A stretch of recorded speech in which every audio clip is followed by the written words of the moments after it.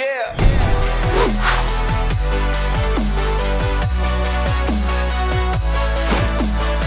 Welcome back to the Gridiron Expert.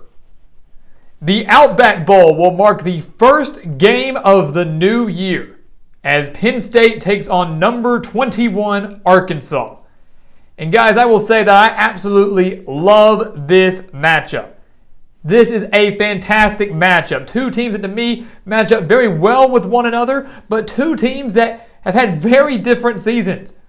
You know, Penn State, they had some high expectations. Disappointing 2020, expected to bounce back in a big way. And it looked like they were poised to do that. Got all the way up to number 4 in the country, but then lost 3 straight, really lost 5 of their last 7, finished the year at 7-5, unranked. Arkansas, they showed improvement last year under Sam Pittman. Came into 2021 with many fans hoping to just make a bowl game. But he did more than that. The Hogs starting 4-0, got all the way up to number 8 in the country, finished the year winning 4 of their final 5 games, and are now in their first bowl game since 2016. Stakes are high for both teams, looking to carry a lot of momentum into 2022, at least the 2022 fall season. We're going to go ahead and break down everything you need to know for this game and share our official prediction. So again, guys, welcome back to the Gridiron Expert, ready to break down everything you need to know for this Outback Bowl. As always, make sure to continue to like, comment, subscribe, share our videos, and check out everything down in the description below, especially those expert picks over on our website, thegridironexpert.com.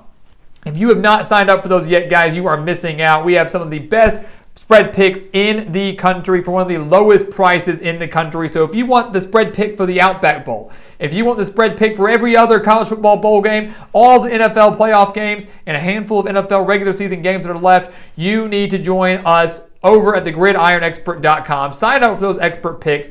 Year-long subscription. You buy now, you get it all the way through 2022, and you will win.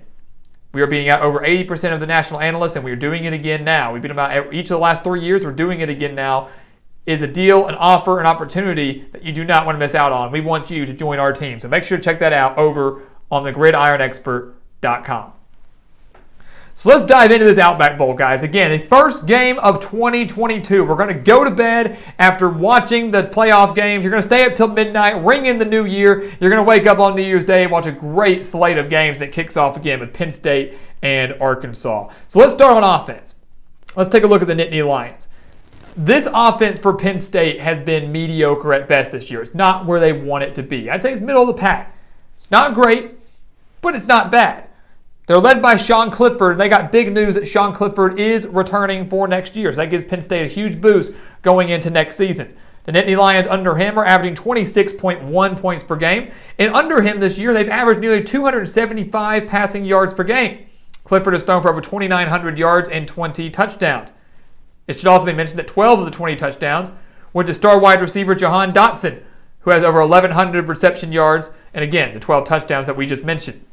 You got a great quarterback and a great playmaker who at the time of this video Dotson is expected to play in this Outback Bowl. The disappointing thing for Penn State offensively has been their rushing attack. The Nittany Lions only averaging 106.4 rushing yards per game. You know, this is typically a team that's very, very balanced. Usually those rushing numbers are a lot higher, and they've just been unable to sustain success on the ground over the course of 2021. That's something that's very uncharacteristic of James Franklin and his Penn State squad.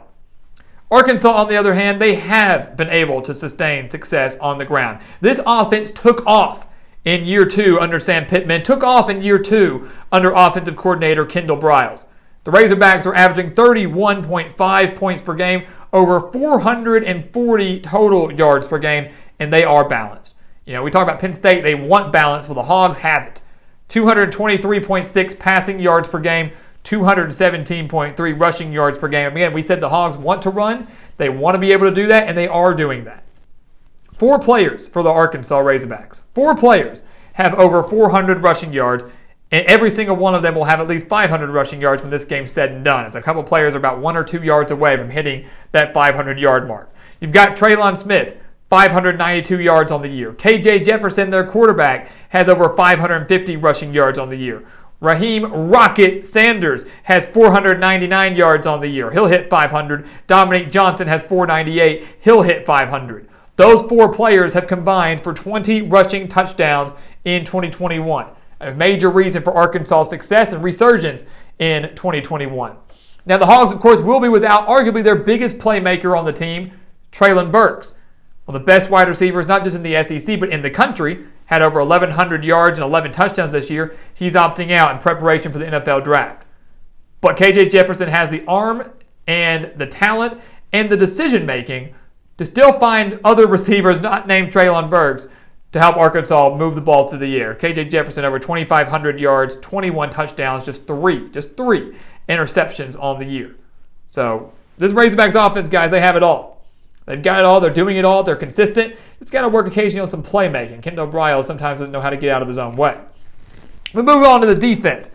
Penn State, they've got a couple of questions they've got to answer. First off, they're going to be without their defensive coordinator in Brent Pry, who was lured away to become the head coach at Virginia Tech. The Nittany Lions under Pry played very solid, only allowed 16.8 points per game. But they're also going to be without their top two tacklers in this game. So you've already lost your coordinator. Now you've lost your top two tacklers, two leaders at the linebacker position, Ellis Brooks and Brandon Smith, the two combining for 181 tackles in 2021, along with 3 combined sacks. That's a huge loss there. That's a huge loss in that second level for Penn State defensively. Huge loss considering how well Arkansas knows how to run the ball. The Nittany Lions are giving up just 208.3 passing yards per game, and the key number going up against Arkansas is the 135.7 rushing yards per game. That's the big number here. Can Penn State slow down Arkansas in the ground attack? Can they force Arkansas to try to win the game through the air, try to throw without their top wide receiver? That is what they've got to do. That is what Penn State has to do. The problem is when you look at how Penn State has fared against teams that know how to run the ball and run it effectively, the Nittany Lions have not done well. They allowed 183 yards to Michigan State. It's on the ground. 144 to Michigan. 161 to Ohio State. 357 rushing yards to Illinois in that, 8-9 overtime thriller? 182 rushing yards to Auburn all the way back in September. 180 rushing yards to Wisconsin back in the season opener. Yes, things have changed since then, but teams that know how to run the ball and want to run the ball have had their way against Penn State. And yes, the Nittany Lions beat Wisconsin. Yes, they beat Auburn. We know that. But Illinois, Ohio State, Michigan State, Nittany Lions didn't win any of those games. Didn't win any of them. And they got torched on the ground in all of those games.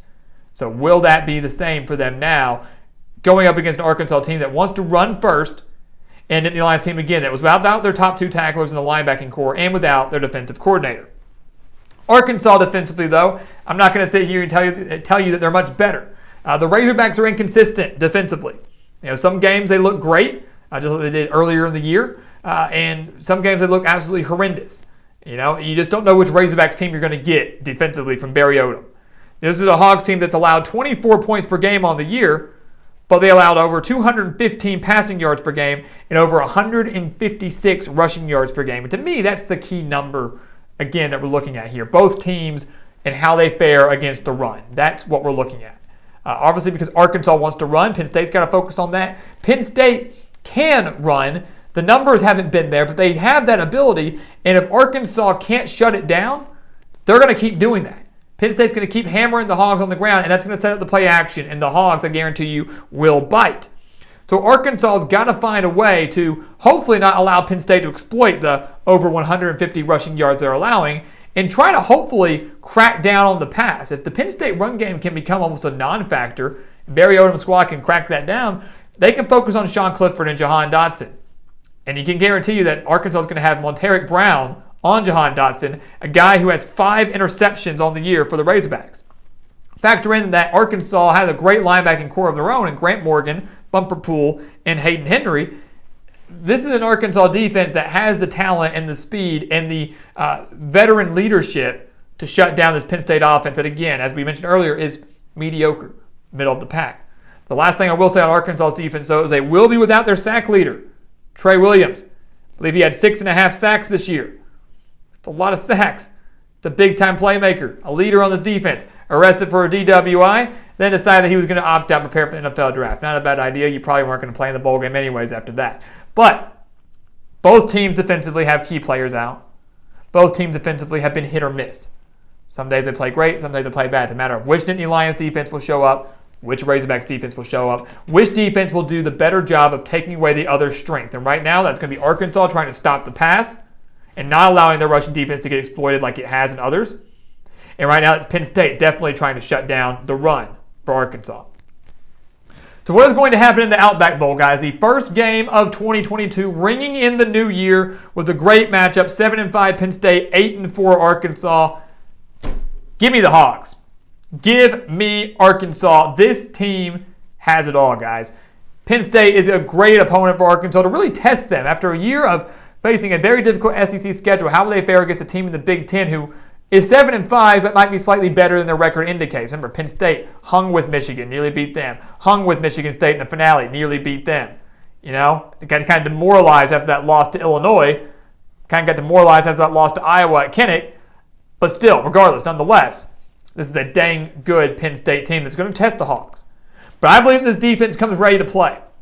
I believe that Arkansas is able to get about 1 or 2 interceptions off of Sean Clifford, and the Razorbacks are actually able to convert those into points. Even without Traylon Burks, Arkansas will just continue to pound the rock. Like we mentioned with those numbers earlier, Penn State, when facing teams that know how to run, they don't fare too well. Yeah, they can win, but Arkansas is going to wear them down. Slowly but surely wear them down. And keep in mind that KJ Jefferson has wheels as well, which adds a completely different dimension to the Razorbacks offense, adds a completely different wrinkle to Penn State's defense without 2 of their biggest playmakers. Arkansas got hot at the end, winning 4 of their final 5. Penn State did not. I believe Arkansas comes out hyped, ready to go. First bowl game since 2016. They're going to win it. They're going to win their first bowl game since 2015, and the Hogs are going to finish the year with 9 wins for the first time since 2011.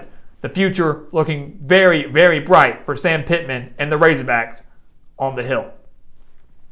So guys, as always, thank you so much for watching us here at the Gridiron Expert on YouTube. Make sure to continue to like, comment, subscribe, share our videos, and of course, check out everything down in the description below. Go sign up for those expert picks if you have not already. Take advantage of that. One of the lowest prices in the country for one of the best marks in the country, thegridironexpert.com. Join our team. Start winning today. And once again, guys, as always, thank you so much for watching, and we'll see you next time right here on the Gridiron Expert.